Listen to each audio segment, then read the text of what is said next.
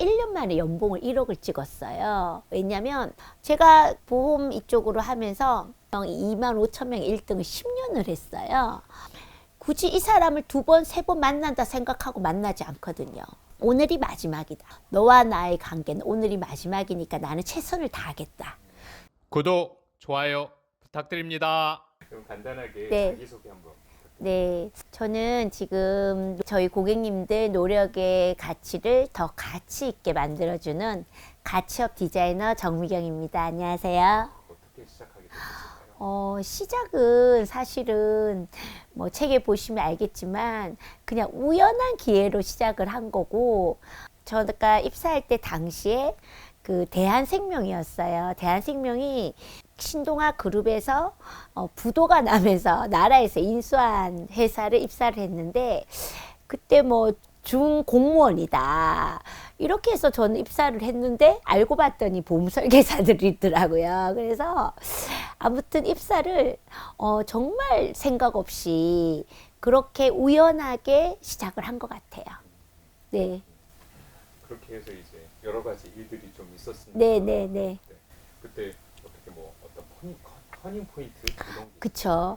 그래서 저도 나이가 25에 입사를 해가지고, 26부터 이제 제가 활동을 했는데, 사실 그 나이에 뭐 연고도 없고, 지금도 사실 시작하시는 분들이 가장 힘든 게, 연고 시장이라든지 아는 사람도 없고, 뭐 어디 가서 얘기도 못 하는데 이런 분들이 참 많으신데, 그때는 더 심했을 거 아니에요. 그래서 그때 제가 처음 만들어낸 게, 이제 모르는 시장에 가서 일을 하다가 처음 만들어낸 게, 제가 그 전에 직업이 그 도스 프로그래머다 보니까 그 우리나라 최초로 보장 분석 프로그램을 제가 만들었거든요.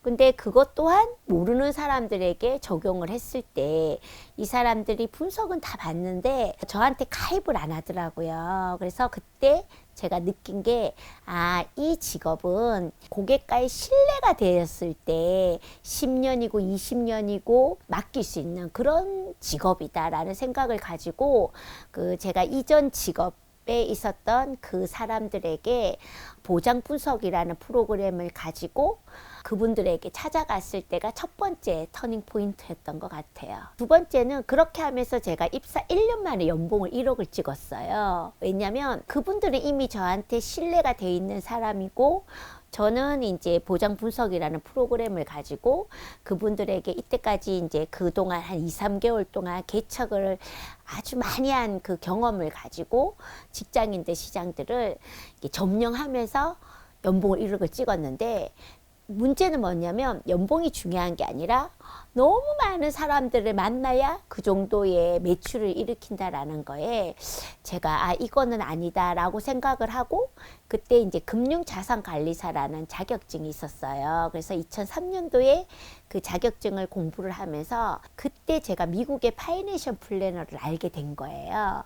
그래서 그 전까지는 제가 보험 설계사였다면, 그 미국의 파이낸셜 플래너를 알고부터는 저는 재무 설계사가 된 거예요. 그래서 그때 파이낸셜 플래너가 하는 잡이 어떤 잡이냐면, 그 70대 된 노인들이 실제로 나와서 자기의 경험을 얘기하는데, 자기 고객들이 거의 미망인들인데 실제로 와서 가진 돈의 포트폴리오를 하고 노후를 설계하고 이런 직업을 한다라는 얘기에 저는 깜짝 놀랐습니다.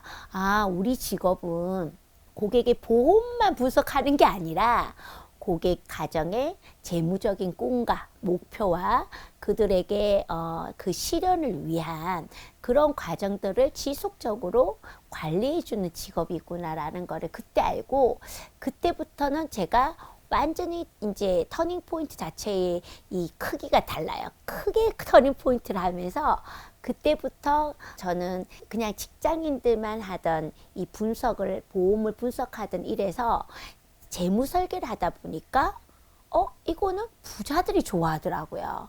예, 왜냐하면 일반 직장인들은 할 수 있는 폭이 너무 작고, 꿈이라는 게 그냥 집 하나 사는 것들이 다지만, 부자들은 나름대로 사업에 대한 계획도 있고 여러 가지가 있다 보니까 부자들에게 가야 되겠다라는 생각에 제가 완전히 그 시장을 바꾸는 것이 가장 두 번째 저희 터닝 포인트였습니다. 대표님은 걸레질도 못할 것 같이 네. 느껴지시거든요. 네. 되게 소녀소녀 같이 네. 느껴지시고 말도 되게 조용조용하게 아, 얘기하시고 네. 근데 어떻게 그렇게 많은 사람들 또 네. 새로운 사람에 네. 또 새로운 사람 이걸 끊임없이 하신 거잖아요. 네, 맞습니다. 그거를 어떻게 하셨어요?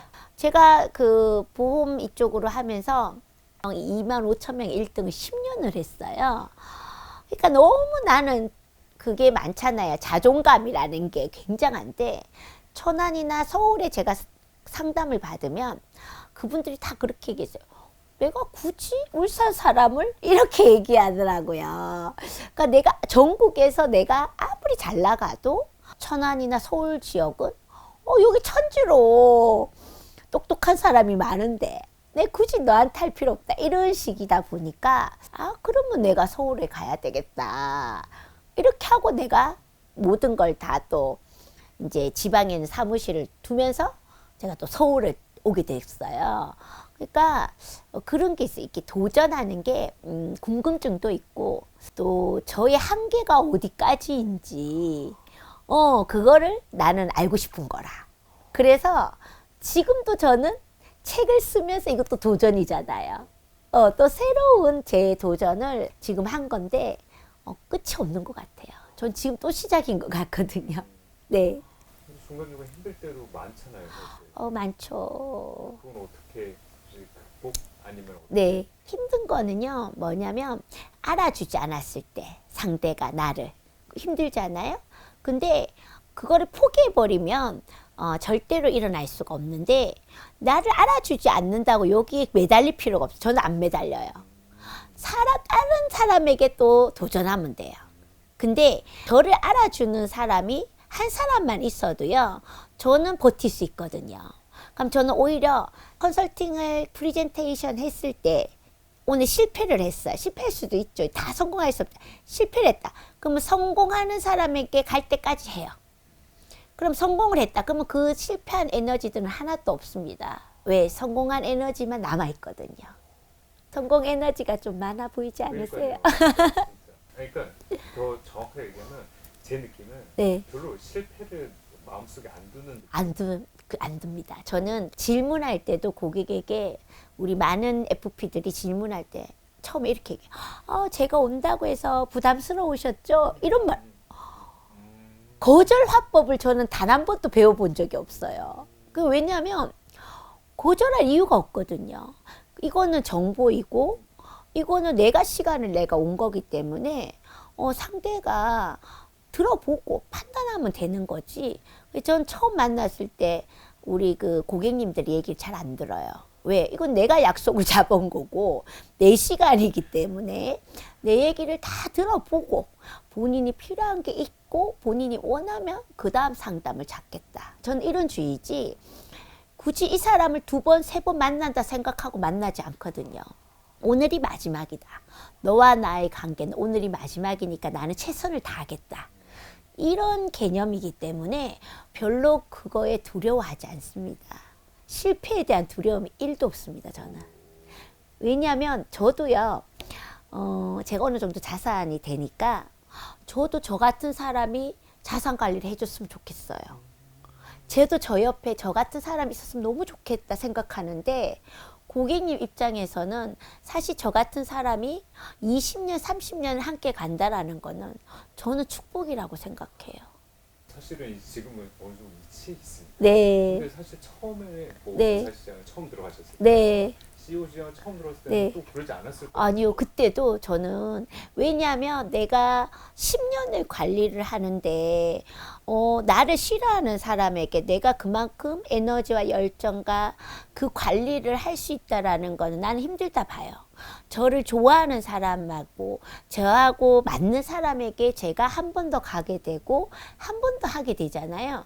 근데 저의 그 달콤한 얘기만 한 번 듣고 했다가 나 얘 별론데 그래도 한번 해볼까 이런 개념은 저는 안 하고 싶더라고요. 그래서 저는 처음부터 아까 얘기했잖아요. 저는요 처음부터 확신이 있었어요. 우리 고객님들이 다 뭐랬냐면 나의 설계는 약간 뜬구름 같은 설계인데도 불구하고 내 눈빛이나 모든 것이 확신이 있어서 본인들이 아, 나 10년 할 수 있을 것 같아라는 확신이 들더래요. 근데 내가 뭐라 했냐면 아니 내 개인적으로 돈을 주는 것도 아닌데 회사가 망하지 않는 한은 이 문제 없고 나는 이걸 위해서 여러 가지의 너한테 10년, 20년을 설계하고 시대가 바뀌면서 또 설계하고 이렇게 가져가는데 안 할 이유가 없다라고 얘기하거든요. 그리고 저는 계속 공부를 하는 거죠. 왜냐하면 그 감각을 익히고 그리고 고객들에게 제가 했던 말에 책임을 주기 위해서 공부하고 이게 저는 맞는 것 같아요. 근데 그렇게 하시는 과정에서 혹시 네. 위기나 이런 건 없으셨어요? 위기가 왜 없겠어요. 사람은 교만을 떨면 위기가 옵니다.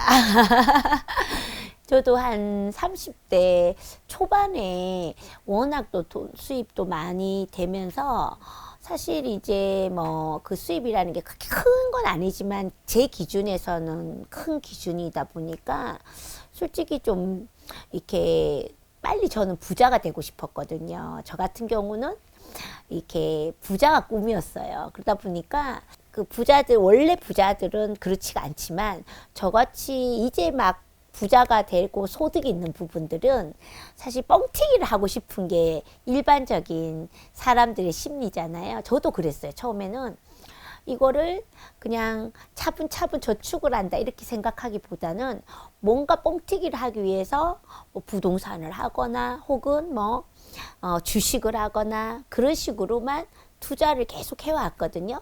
그러다가 사실 2006년도, 7년도에는 굉장한 수익을 받은 거예요. 이것들이 왜 사실 뭐 저축하고 비교가 안 되겠죠. 시장이 좋았으니까. 그러면서 이제 저는 좀 교만을 떨었죠. 그리고 왜냐하면 고객들한테도 내가 이렇게 해보니까 돈 되더라. 주식을 해라. 그리고 또 뭐 일반 금리는 물가를 못 따라잡는다. 변액을 해라. 이런 식으로 제가 좀 교만을 하게 영업을 했던 것 같아요. 그러던 결과 사실 이제 금융위기라는 거 온 거예요. 2008년도에 사실 이제 금융위기는 우리 금융인들에게 정말 큰 위기였습니다. IMF보다 금융인들은 더 큰 위기가 저는 금융위기라 보고 있거든요. 왜? 우리나라의 2007년도는 정말 지나가는 궤도 펀드를 할 정도의 모든 전 국민들이 주식에 관심을 가졌던 터이고 저는 전 재산을 다 주식이나 이런 쪽으로 다 했던 부분이기 때문에 사실 굉장한 그 타격이 심했고 또 일에 있어서도 제가 그런 게 있잖아요. 왜 평생을 벌은 돈을 정말 잠도 안 자고 벌은 돈이 정말 없어진다고 생각하면 사실 잠이 안 올 것 같잖아요. 근데 저만 그러면 되는데 저를 믿고 저한테 투자하신 분들까지도 그런 위기까지 제가 만들었다는 생각에 정말 힘든 그런 시절이 금융위기였던 것 같습니다.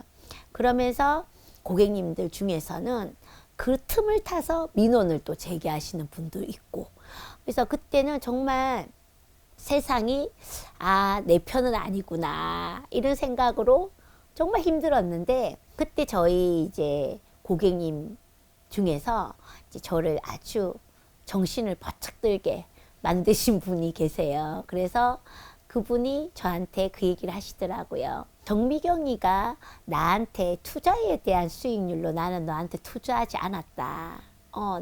나는 정미경이가 나의 노후를 나의 그 재무적인 설계에 나는 정미경이한테 전 재산을 맡겼고 그리고 내가 정미경이한테 모으는 돈은 정말 내가 전 재산을 모으는 건데 사실 지금 투자한 거에서 그걸 까먹었다고 해서 그거에 대한 정미경이를 평가할 건 아니다. 그건 세상이 이렇게 된 거다. 그러면 너는 다시 어떻게 해라? 정말 정신을 차리고 이제부터 쓸데없는 짓 하지 말고 네가 원래 했던 거 정말 70대 미국의 파이낸셜 플래너가 부러워서 네가 했듯이 고객을 지킬 수 있는 그런 어떤 과정이 됐으면 좋겠다. 그래서 저는 그 말에 너무 와닿았고 그때 생각이 번쩍 들더라고요. 내가 지금이 아니라 나는 10년 뒤에 고객님들에게 미래를 내가 설계한 사람인데 아니 지금 주가가 이렇게 되면 기회가 아닐까. 야 지금 빨리 피할 게 아니라 빨리 고객을 찾아가서 이거는 기회입니다. 이거 다시 올 수 없습니다.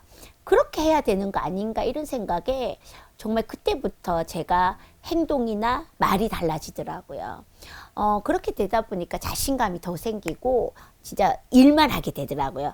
주식은 산에 묻어버리자. 그 당시에 했던 것들은 다 산으로 가자. 이렇게 하고 정말 내 일을 열심히 더해서 내가 번 돈의 60%만 그냥 모아놔도 평생 먹고 살 건데 왜 이렇게 내가 마음 힘들게 투자에 매진했을까. 그래서 저는 그때부터 제 일에 더 집중하게 되고 오히려 그렇게 되니까 2011년도가 되니까 정말로 내가 그때까지 정말 일한 매출은 3배로 올라가고 오히려 그때 제가 60% 이상씩 모은 돈은 주식에서 회복된 돈보다 훨씬 크더라고요. 그래서 그 위기를 너무나도 저는 오히려 변곡점을 터닝 포인트가 되어서 저한테는 저희 고객님들이 단 한 명도 탈락 없이 갔다고 해서 제가 그때 금융위원장상도 받고 직업의 세계 EBS의 직업의 세계 1인자에도 출연하게 된 거예요. 그게 저한테는 가장 기회였던 것 같습니다.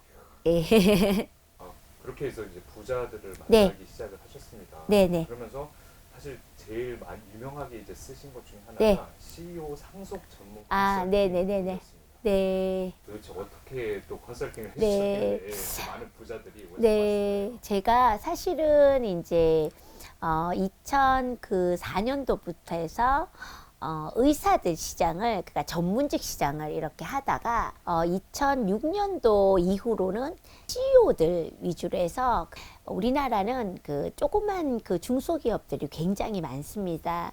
특히 이게 상장 기업이 아닌 비상장 회사다 보니까 그 당시에 오너들의 리스크가 경험적인 부분들이 상당히 있었어요. 어떤 경험이냐면 비상장 주식은 평가를 우리가 실제로 막 이렇게 상장 주식처럼 보이지 않기 때문에 평가를 해야지만이 이게 얼마가 됐다라는 거를 우리 오너들이 아는데 그때 당시에는 오너들이 정말 열심히 그냥 회사를 불리는 데만 관심이 있었거든요. 그러다 보니까 열심히 불려가지고 회사가 엄청 커졌는데 그때 왜 그렇잖아요. 갑자기 병이 오고 갑자기 이제 오너의 사망이 너무 큰 리스크가 되어서 자녀들이 그거를 상속을 받지 못하고 이제 상속세 때문에 정말 회사를 넘겨야 되는 그런 어떤 사례들이 빈번하게 있었던 시절이기 때문에 저는 그때 첫 번째 CEO 플랜 한 것들이 뭐냐면 이제 그분들에게 내가 노력의 가치, 즉 말해서 CEO들이 회사를 이만큼 키운 만큼 그 CEO들이 받아갈 수 있는 부분들이 사실 퇴직금이다.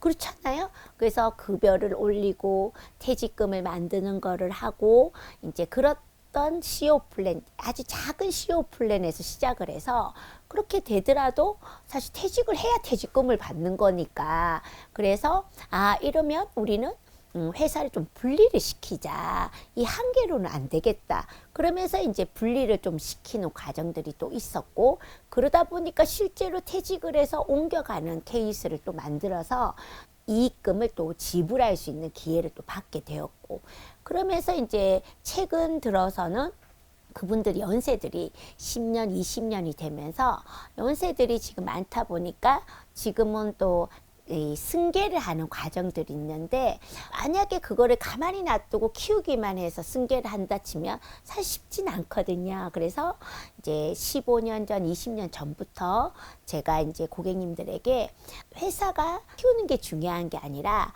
맨 마지막은 결국은 상속이고 결국은 M&A를 할 수도 있고 결국은 청산할 수 있는데 그때 그 회사의 가치에 대한 부분을 누구에게 상속하느냐 아니면 M&A를 할 거냐에 따라서 중간에 컨설팅은 완전히 방향이 달라져야 된다.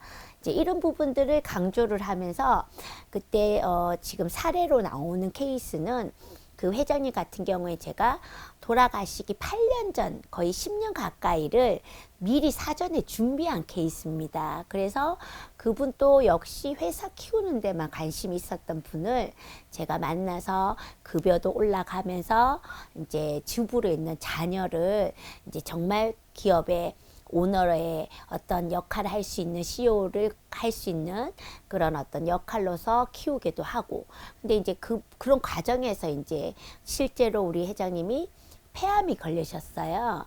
그래서 정말 6개월도 있지 못하고 사망을 하신 케이스다 보니까 우리가 준비를 해온 과정인데도 불구하고 우리가 이제 그거를 가업 승계를 받는 게 쉽지는 않고 대신 또 사후 관리가 있는 부분들을 저희들이 지금까지 하다 보니까 이거는 이 오너가 혼자서 혹은 그 실질적인 실무자들이 할 수 있는 범위에서 벗어나서 정말 이런 컨설팅을 전문으로 하는 우리 같은 사람들이 해주는 게 맞다라는 게 이제 그 고객님들의 의견들이었습니다. 그래서 그거를 제 이번 책에 사례로 넣고 추천 글에도 그 따님이 실제로 이런 아버지의 사업을 이어받은 본인에게도 저와의 관계는 열쇠가 됐듯이 많은 분들에게 해결을 했으면 좋겠다라는 거에서 굉장히 큰 보람을 느끼고 있습니다.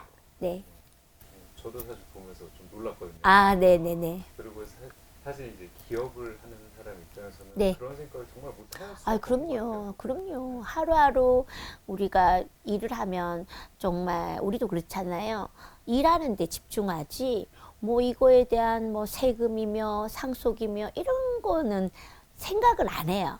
근데 실제로 세무사들이나 뭐 직원들 회계팀 이런 팀들이 뭐 오너에게 그런 거에 대한 컨설팅을 한다. 그거는 사실 불가능한 부분들이고 그거는 별도로 경험이 많고 이런 쪽으로 했던 컨설턴트가 우리 같은 재무 컨설턴트가 하는 게 맞다라고 보고 있습니다. 그게 미국은 이미 20년, 30년 전부터 실행이 되었던 부분인데 우리나라는 이제야 조금씩 이제 받아들이는 그런 시절이라고 보시면 됩니다. 사실 그 직장인들도 집 하나 있는 게 네. 이게 다이다 보니까 네네. 그런 것들이 되게 쉽게 생각할 수 있는데 나이 들으면 되게 크게 고민하시더라고요. 그럼요. 네네네. 중요한 부분인 것 같습니다. 네. 소개 한번 부탁드립니다. 제가 처음 책을 쓰게 된 건데요. 사실 제가 19살 때부터 해서 현재까지의 어떤 그 험난한 길을 무일푼에서 지금까지의 어떤 성공기를 담은 책들이고 사람들이 다 지금 경기가 안 좋잖아요. 그런데 좀 가슴이 뛴다. 나도 삶을 열심히 살아야겠다. 이런 말씀들을 많이 주셔가지고 지금 아무튼 반응들이 아주 폭발적입니다.